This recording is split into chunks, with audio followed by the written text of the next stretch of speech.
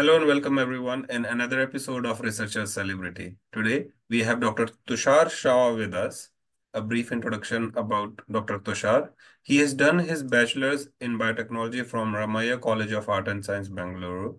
And for his master's and PhD, he joined Manipal Academy of Higher Education and pursued his research in medical microbiology.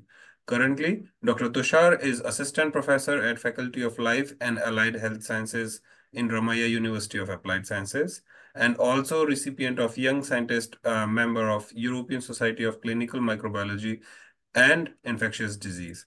So with this short info, we'll say welcome and thank you, Dr. Tushar, for accepting our invitation and participating in Researchers Celebrity. Yeah, thank you. Thank you, Raja. It is really indeed a pleasure to join this meeting today. And yeah, so I have already briefly given my introduction. So basically, by heart, I am a medical microbiologist. So I started my journey in the year 2016 when I started my PhD in micro. Before that, also, I have done my master's in medical microbiology and a bachelor's in biotechnology as well. So if you really ask what has inspired me to be into this journey, so if you go to any household today and ask any parents what their kids want to be, the most common answer would be an engineer, doctor, or a CS. Yeah. Nobody has in options a scientist or a researcher. But if you look, I was privileged in that way because I was never been pushed into any particular domain. So I was allowed to choose. And from the very beginning, I would say that from my school, my teachers were the inspiration for me to choose this area or the field because it's inspired by my biology teacher who slowly pushed me to that way. And obviously, yes, I always wanted to take up medicine as one of my career goals, but eventually, the things didn't work out that way. And then I started into biotechnology. While going through that, there was a subject which was taught to us known as medical microbiology. And it was something that inspired me back again because I always wanted to be close to patients, do something related to healthcare or for the patients. And that is where I thought that I should opt for a master's in medical microbiology and then move towards that direction. And that is where I then took forward the exams for Manipal Academy of Higher Education, got selected and started my master's journey there. And that is how it slowly progressed because since the day I joined the master's, there was not even one day that I was away from the healthcare. So we used to do the patient diagnostics and all the other things. And the complete subject was related to patient care. So slowly there, I was again inspired by my supervisors and my guides because if you look when I started my PhD journey, it was a very interesting subject that I worked on. It was a very rare disease known as melioidosis, and it is although known to be rare, but is quite prevalent in India. And the main reason of it not being diagnosed is the lack of suitable diagnostic systems. So my guide was already working on that topic back there at Kasturba Medical College, Manipal. And eventually I joined as a research fellow in an ICMR project. And then from there, I registered for my PhD and then went ahead. So when I used these, yeah, please. Yeah. So Dr. Tushar, just so you already tasted a little bit of research when you were doing your master's. Yes. So we always start this journey with what were the things which made, prepared according to you that you really want to do a PhD in the first place? So truly speaking, yes, anybody who does a master's would always look for opportunities in an industry or maybe some kind of a different job prospect. But when I started my master's, the project dissertation where I was working for, it always inspired me with one thing is that there is so much that is not done, has to be done per se, so that it can benefit the society and benefit the patients. So I've always looked into that way because maybe my supervisors also were of that nature. So I would say that your true inspirations are your teachers and supervisors. Yeah. That is what has happened with me as well. So they were because they were all these MBBS, MD doctors. But despite of that, I have seen a zeal in them of doing something more for the patient care. So that drove me also to that direction where I always felt like I should do a research in an area wherein I can also do a betterment for the patient care. So that is how I was inspired, and I slowly thought that, okay, research is something that I should take up. And I always enjoyed research. Even when I was doing my master's, there are two things which I really enjoyed. One was the diagnostics that we used to do as a routine while we were doing our masters, and the second thing was to do research. So, although the small findings of the master's dissertation, it was not a very big or great project. It was a small project, but still those findings, just growing a bacteria in a plate, also gave me an excitement. So that's where I started feeling that yes, this is something that I need to do or take up as my career. Nice. So then let's now jump into the PhD duration. When you already decided that, okay, now you want to do PhD, how was the ride? Because normally most of our researcher celebrities are like basic biology, fundamental science, not with the medicine, like medical advisors. As you said, your advisors were trained in MBBS and, medicine. So then now a researcher working with them, knowing more of the, details of it in a different perspective. So how was that journey? So I would say that so as I told you, I started my journey as a project fellow, as a research fellow in one of the projects, which was under my guide, which was funded by ICMR. So if you look at somebody who is a clinician, so I would call them as a clinical microbiologist because they are an MBBS, MD doctors. So their complete focus is into patient care, and they don't are not very well versed with the intricacies of the the bench research that we call it as the basic science research. But then, if you see, they always appreciated one thing is that the basic science research is required to develop something for the patient care. So it's not just that the clinical practice is going to solve the problems that are existing in the hospital or at the healthcare, but the basic science research has to be brought into the bedside. So this thought process was always there in their mind. And one thing that was very interesting is my guide, although being an MBBS MD, wanted to do her PhD on his own. So he himself took that up. So when I was working as a researcher in one of his projects, he said that Tushar, I would be happy to guide you, but I want to myself go through that journey first. So he was doing his PhD at that time, and when he finished his PhD, after that I started working under him as a PhD scholar. Till then I was in a research project. So almost for 2.5 years, I worked with him in a research project under his guidance.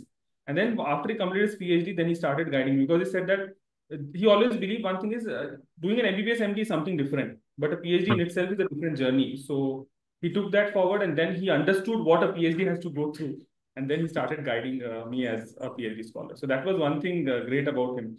But yeah, there were always these issues of trying to correlate this basic science with their clinical practice. But because I was already an MSc in medical microbiology, it was a little easier for me. But yeah, somebody coming from a complete basic life sciences background and then working with a clinician might be sometimes challenging. But this has Absolutely. inspired me as one way is today my projects are all related to healthcare, and all my collaborators, the co-investigators of my projects are clinicians from the hospital because they Nice. are the ones I feel who know the real problem and we have to find an answer to that. So they have the questions. In fact, that being said, you probably are our first researcher celebrity who has, helped in a way their guide to become a PhD first and then joined them as a PhD student. This has not happened on this Yeah, series till now. this is one thing good about him because he started his journey he was already registered for a PhD before I joined him. But then I told him, sir, I want to work under your supervision. So he said that although I'm an MD, I'm eligible to guide you as a PhD also. But still, I want to finish the PhD journey and then guide you so that I'm at a position to understand what a PhD has to go through and where I should support you in what way. And then he has done that. He has done that in a really great way. Great. So now let's talk about the challenges which you faced during your PhD and then how did you overcome? So one of the basic major challenges that I feel a PhD who is doing a PhD at a private institute, because I have done it from a private institute and not from a government college or a university, the basic challenges that we had come across was funding. So funding was one of the major challenges that we had faced. But I would appreciate again the efforts of my supervisors and the team, his team of researchers, who were always on their toe to find out funding opportunities. And then he always used to back those research projects because there was substantial work that we were doing. Apart from that, in relation to my stipend and other things, which were also one challenge, so I am basically an ICMR fellow. So I have got the senior research fellowship from ICMR when I was doing my PhD. So that's few things which I tried to overcome, but yeah, it took certain time. Apart from funding, the other major challenge that we faced when we were working back there in Manipal was that the lab that we worked in was a pure diagnostic lab. So many of the researchers who do work in diagnostic areas have to work in certain labs like that. So the time and other management was a very big challenge that we had to take forward. So there, I think the challenge, these were the two major challenges that I had faced during my PhD. One was the funding, which yes, we struggled, but we got through. And the next thing was the time management, because then there was a diagnostic component which was already running in the lab, and we had to wait for that to get over and then get into our, the research opportunities, getting time to do the research. So that was something, but somehow, yes, we have tried to do it and we have overcome that as well. So these few challenges were there that we had to look. Yeah, nice. And here I would like to tell to all the audience that there are so many funding opportunities available for PhD students in India. As Tushar just mentioned about the ICMR, Indian Council of Medical Research, there are CSIR funding which supports you if you have some, research experience in any capacity, or if you have a publication, so you can apply for their senior research fellowship. And then if you get award, they support your stipend for your uh, PhD research. So now let's talk a little bit more about funding issues in when you have overcome it when you were doing your PhD as a student. Now, when you are mentoring students, how do you approach that as? Yes. So currently, when I joined the institute where I'm currently working, the Ramaiah University of Applied Sciences. So back then, I just finished my PhD and I joined here as an assistant professor. The first thing that we really work on, if you really want to do research, is to get funding opportunities. In that way, one way the university, which was very supportive to me, was through seed funding, the intramural grants. So what we did is we tried to approach the institute with a plan, and then I said that if you can give me a small funding, I can do some kind of a pilot work with which we can develop some substantial evidence to attract the major funding agencies for the project. So that worked out. So that was one of the step one that we had taken forward. Apart from that, the second thing that really helped me out was that I always tried to apply for fundings. So whenever there was an opportunity, if you have a plan, I would suggest that please go ahead and propose it. The max bad that can happen is you will get a rejection. But along with that, what you get back is the reviewers' comments.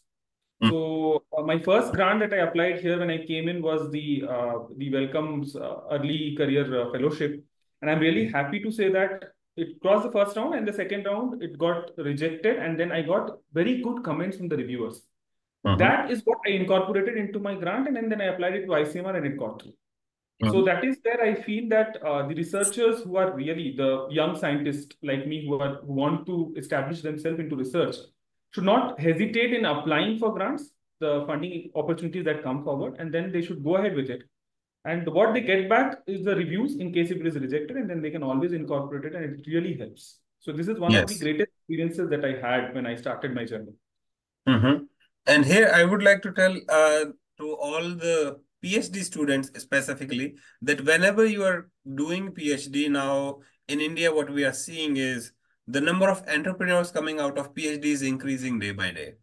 So that means you are vigilant enough about your observations, your findings, and you can actually turn your findings into either a industry, company, startup, whatever you want to start with. But what is more important, as Dr. Tushar just mentioned about the preliminary data of out of it, you can propose your funding on based of that, which will help you in big time. And Dr. Tushar also mentioned about how you can do some pilot work with a limited grant so that you can apply for a bigger one. Yes.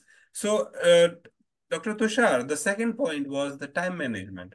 Yes, Yes. you were in a facility which is again not very, normal or regular, we can say, in Indian settings. But one thing which is there is the time management, because if you are in a big group, big lab, then there is, the crunches for using the instruments, their timings. So what you will suggest to the new students, specifically, like if they are just if they just have joined a new research lab, and how they should plan their work for their PhD? Yeah, so basically, these similar issues we also had sometimes when we were working back in Manipal, and even today also I see my research scholars also having these constraints because truly speaking, whatever lab we have as of now also is not such huge capacity. So what I suggest to my researchers now also and back then what I have practiced is we always try to say that when you are doing a PhD, you have to come with one mindset is you cannot have a specific bound time of work. So I cannot say that it is a 9 to 5 job. So basically what we used to do that back then is if the lab space is really not available, utilize that time to do the desk work. I would say like writing your papers, writing your project proposals, or uh, you can meet your guides and have a discussion with them on the upcoming projects, plan your objectives and other things. So use that time space for the desk work.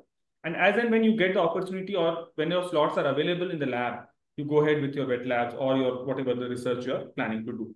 So that is something that you need to work out on how you should do the job. I was privileged to work in these settings like in Ramaiah University of Applied Sciences as well as in Manipal University, Manipal Academy of Higher Education.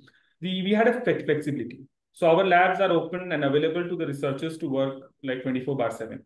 So that is where I think I would suggest this to our institutes as well as the research labs which are there, that this opportunity should be given to all the researchers so that if the lab works 24 bar 7, it makes it easier for the researchers to utilize the facilities as and when the time is available for them. So that's how we have worked throughout. So that's one of the way you can overcome these challenges. It's not only the students' work, but also I think it's the part of the leadership and the supervisors to bring this system together. Yeah, and so now this brings us to the next topic about if the infrastructure is not available, at least the either for doing some basic or advanced experiment for a PhD student, then comes the role of collaboration. That Yes. how you can actually develop a network where your students can be benefited, the science can be benefited, because now these days people talk about interdisciplinary research, and they like most of the funding agencies actually want you to come up with a project where more than one super specialty is involved to, and specifically in your case when you are looking more for patient care, taking the bench work to the patients, doing all the translational research, there comes various specialties involved in that. So about the role of collaboration and networking, how you did it, and then how you suggest for the early faculties or late PhD students that they should always have a plan before starting something or their new groups. That is really something very important at this current time, I feel, because back when I was doing my research, also not everything was possible to be done in my lab itself. So that is where the role of collaborators was very important. So my research was always related to patients. So yes, we had somebody from the clinical side also who was supervising me. And I also had international collaborators. My co-guide was from Austria. He was from the Medical University of Graz.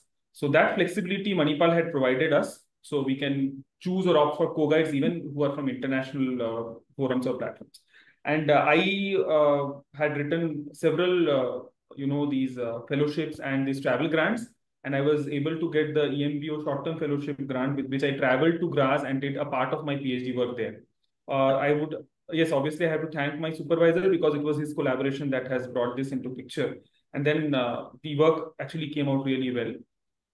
Currently, also, the work that I do now here in Ramaiah University of Applied Sciences is also quite related to clinical practice. And I always have collaborators from the clinical side. If you look at clinicians, they are very busy with their practices, and yes, but they are having a lot of issues and problems which they want a solution to. And if you really go with a plan to them, I think they are happy to collaborate with you. So yeah, your question about the young researchers or the end stage PhDs who are really planning to set up themselves as researchers, they should identify their collaborators, and the best platform to do this is the conferences that you attend. When you go to these conferences and the international meetings, there will be people who are really working in your area or your domain. Try to identify them, talk to them, and then take forward your collaboration from there. So that is how even we have done in the past, and I also do it at the present as well. So there, that is the best place where you meet people and you come to know them. And then apart from that, I have not hesitated even to write emails to people who are working in my area. So currently, I have a collaboration with Kempegowda Institute of Medical Sciences also. So when I saw that they also work in similar areas of research, I didn't hesitate to write a mail to them, and they were happy to collaborate. So if you really have a strong plan, a good plan, I think there will be nobody who will be hesitating, because everybody today is looking for that interdisciplinary research, and they do want to collaborate with basic science researchers as well. Yeah. And this is something which I would like to tell all the audience here, that experiencing the research abroad is one thing which not only develops or enhances your skill set, but also give you the flavor of how the work culture, how the way people do their science, how the way they have organized their labs is also something very important if you are planning to start up your own research group, And one more thing which is important here, and I would like to ask Dr. Tushar about, when you went to Austria to do part of your PhD work. So you mentioned about the rule of collaboration, that it was already established through your supervisor, it was there. But apart from research, what were the experiences which were, different, shocking, enlightening, or, which you cherished the most? So one thing was the overall system, the work culture of the system that I observed there was something very different. And I will just give you a very general example. My co-supervisor was the director of the lab where I went there, and he never hesitated to come down from his room to us if he had any queries or doubts. So I think that the hierarchical system that still exists somewhere in India has to be somewhere cut down, because this doesn't exist in the international forum. So there we call them by names. So I think many of the big institutes in India also follow this. I won't say no, but yeah, it still exists somewhere. So I feel that has to go up, because when a guide and a researcher is no different, they are both the same, except that, yeah, the guide is experienced, well versed to know what the problems are going to come up. And the other thing that I really cherished or enjoyed there is the researchers whom I met in that forum, like the postdoc fellows who were working there, the other PhDs. So I got a lot of ideas, knowledge from them. And then also it gave me a taste of the culture that exists there in that country, and how Mm-hmm. people are and how they work in that culture. So it was, yes, it was a total into like, a different kind of an experience to work at an international lab as well. So then you Mm-hmm. come to actually know that how the work culture is and how different it is from India. What are the similarities? What are the issues? Even they have challenges that I came to know. So even they have challenges, but yeah, their challenges are at a different level and ours is at a different level. And then when I went to their diagnostic lab, it was totally a different, completely a different place. There's so much of automation and so much of less involvement of manpower. So those things are something very different to observe and see. Yeah. So I will say that all the PhD students should look up for the facilities they really want to use. And if there is any possibility of collaboration, which is supported, obviously, you need a support for your travel, for your stay there. And there are funding agencies in India which helps you in getting that. And also sometimes from their side, you should always look for those options. So, Tushar, when you started your new research group, which is fairly young, like, in early stages, how you see the vision, like, for a longer run, when a PhD student is preparing themselves, what are the things they should, uh, start with when they know that they are going to have their own research group one day? What are the things they should prepare themselves during PhD and post PhD? So, being a basic science researcher, I would say that any PhD who is in basic science research at a very early stage, the most important thing I feel is to learn the techniques, because that is something which you get a hands-on only when you're doing your PhD. Slowly, as you will progress in your career, if you go for a postdoc and then if you have your own research group, you will be more into the management of the research rather than working on the bench. But you need to know what happens on the bench, how you have to do these troubleshooting, because your researchers will come to you once when you have that team. And secondly, I think at the very early stage, you should be more focused on what you really want to work in. So suppose when I was in my early stage of research, I always wanted to take forward the diagnostic modalities, development of point of care testing for any kind of infectious diseases. So that was what my focus was, and I'm still working on that particular field itself.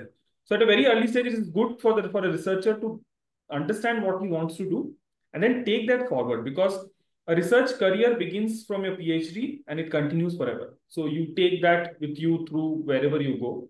And that is how you go ahead in your career. So these are the two things which I think is very important. One is to have a focus of what you want to work on. And the second thing is to learn as much techniques as possible so that you can use it in the future. You can plan your work in your future. You can guide your researchers or your, the PhD candidates who are going to come under you when you go forward with it. Yeah, that is very important. And now I would like to ask that we have talked about the path of the research, the challenges it brings. What now I would like to know your thoughts and experiences with this. People say that research is tough. It brings a lot of stress. So let's take few minutes to acknowledge the stress it brings and how you overcome that. Yes, I would totally agree to it that the research brings stress, but there is, Raja, I think there is no work in this current world which doesn't give you stress.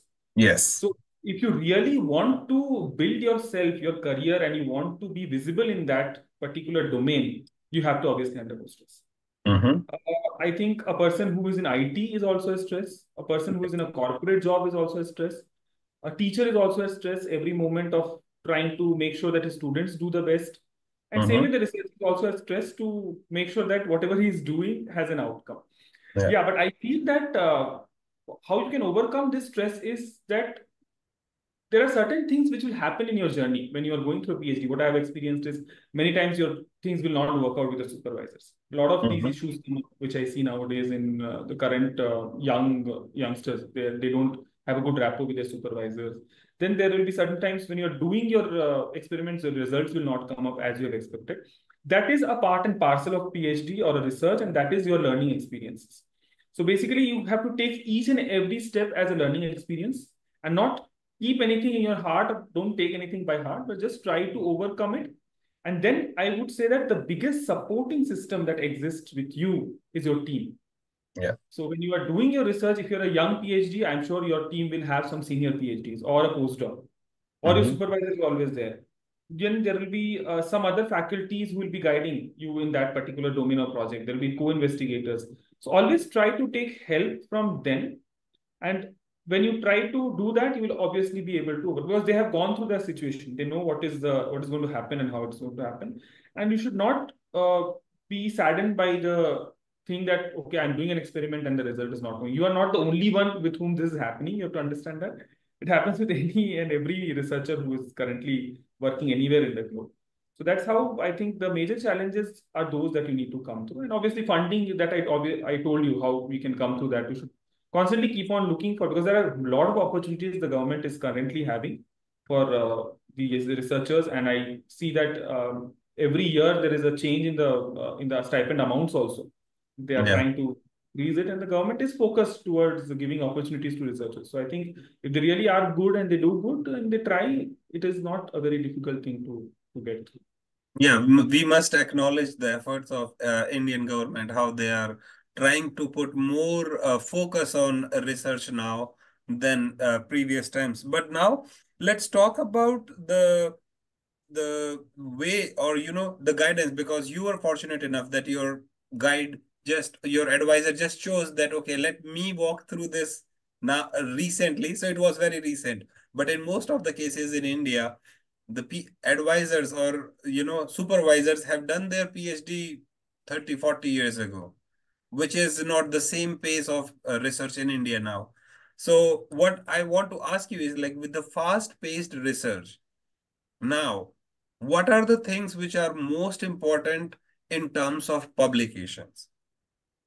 Because when the older generations of researchers have done their PhD, they used to send, typeset all those papers, send it through mail, and then now publishing time was like anywhere not less than a year or so. But with now open access and everything is so fast. So how you guide now the new generation of researchers that how they should start looking for the publications? Yes. So basically, I think this here the major task now lies with the supervisors more than the candidates. Because what I feel is that the candidates also, if you really push them well, they will be in a position to come up with a structured manuscript to you. That is what is happening with my researchers also. But then, as a supervisor, I need to make my time and allocate my time to sit with the manuscript, do my review, and then give my comments and suggestions back to the candidate so that he can again come up with a revision. So it is not just the candidates. Means I would request all the supervisors to understand this, that it is not just the candidates' work to go ahead with the publication, but you are also a part and parcel of it. So you need to give your equal contribution to it, and only then it can come up, because the researcher is new to it. He doesn't know the exact requirement of a publication, what will be published and how it will be published. So there, if you guide them, mentor them properly, I think that it can really work out well. Apart from that, again, as I said, time management is something very important which the researchers have to look into. And one thing which I have followed during my PhD, and I would suggest here also, is yes, obviously the main research that you're working on, you cannot publish papers very frequently into it. You have to wait for a certain time, because we all know basic science research is like that, wherein we have to wait for 1 or 2 years until I have the final outcome of it. But it is always good to publish bits and pieces. I don't know, but many people are not in for review papers. So, but I am somebody who always push my researchers to publish a review first. That it helps them in two ways. One is it guides them to understand the current literature, helps them to prepare to come up with a problem statement to help them understand in that stage when they are doing the literature review. Why not put it up as a paper? That helps or guides them to understand how a paper is written, what are the intricate requirements of publication, and all those things. So it prepares them so that when they go in the next stage of publishing their actual research, they're already having a taste of it. And apart from this, as a supervisor myself, I dedicate specific time to my researchers, sit with them, and then we discuss over the manuscript. I share it with my collaborators, and the very, very important time for a supervisor is to fix timelines. When they are guiding a researcher, they have to fix timelines, and the researcher also has to abide by it. So these are certain important things that we need to look into, because there are many guides and supervisors here now in India who have additional roles and responsibilities. So along with that, it sometimes becomes very difficult for them. So then I would say that for them also, guiding a candidate is not 9 to 5 job. That's also beyond that. So they need to sit with the manuscript beyond that also, and then maybe guide them and mentor them. So when you take up a PhD student, it is equally your responsibility also to give them that dedicated time. So now this is the snake, and you step on exactly on the head of it, the timelines, the checkpoints. In India, recently we have seen the PhD dropout numbers is increasing.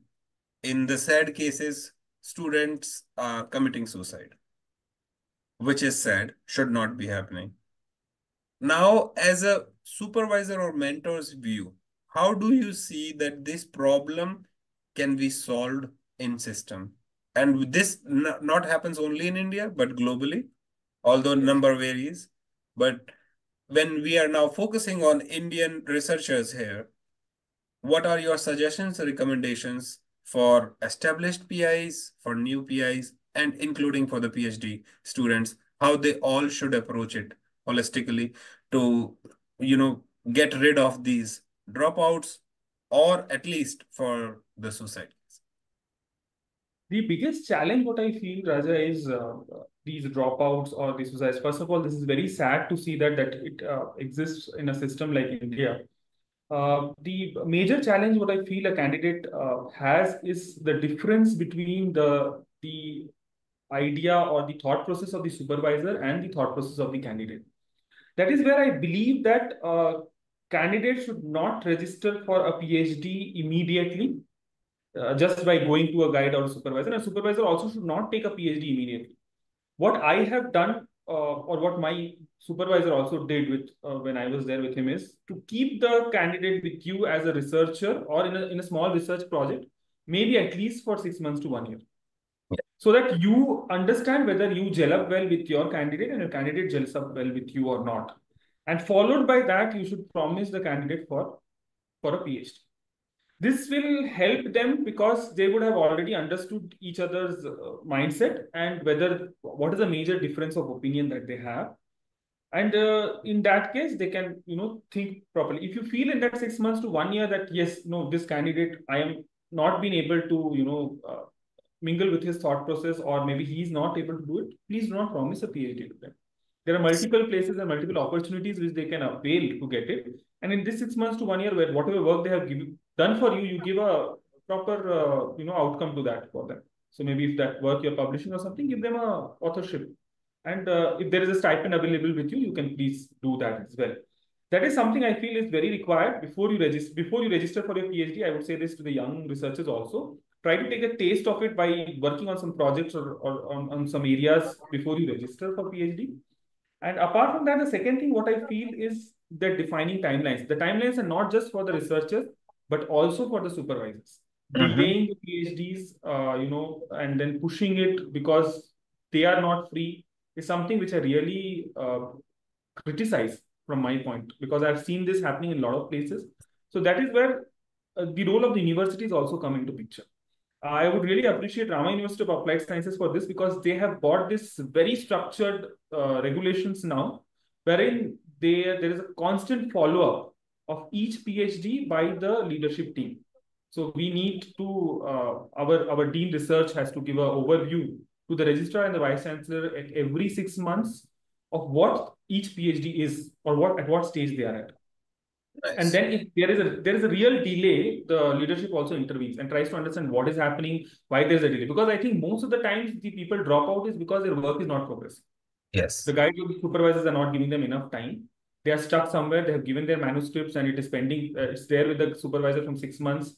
Their progress reports are not reviewed. So these are certain points which I think delays things.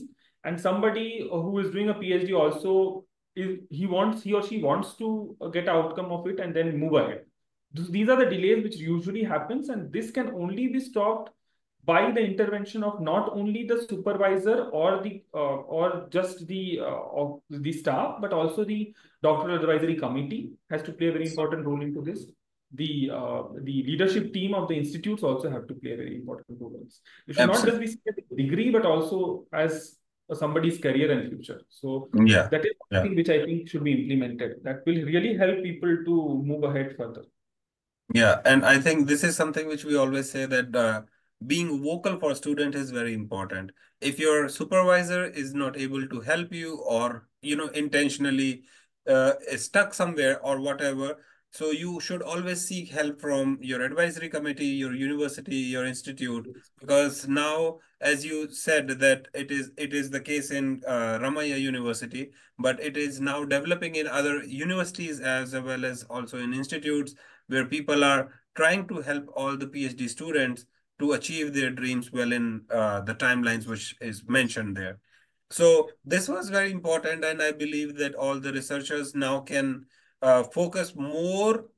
So one thing which is more important is you should be aware of what are the different committees in your institute which are there to help you, because most of the time what has been seen, that they are not aware that there is such committee which can help you either in one kind of stress, or there are so many ways where the students get suffer because of many issues. So if you are aware of all the societies, communities, the help, the research either university or institute is providing you, if you are aware, then only you can avail those.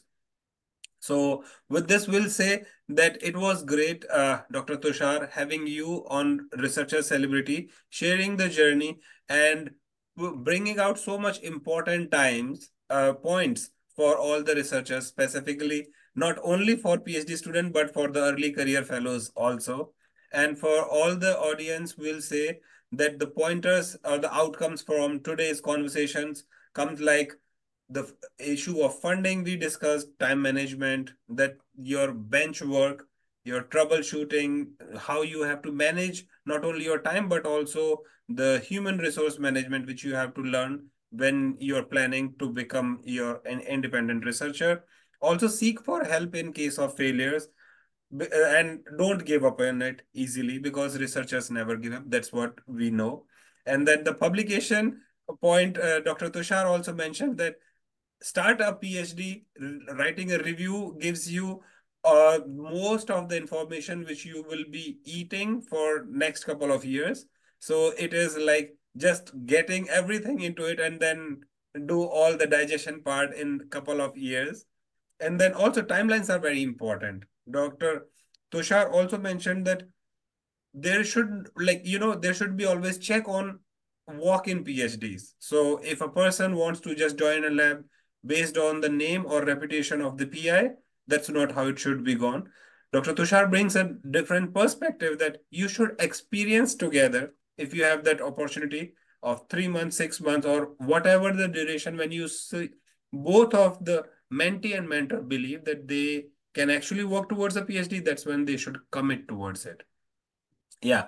So that was my summing up this conversation, and will say to all the audience that stay tuned for another episode of Researcher Celebrity. And here we'll say thank you, Dr. Tushar, for sharing the journey.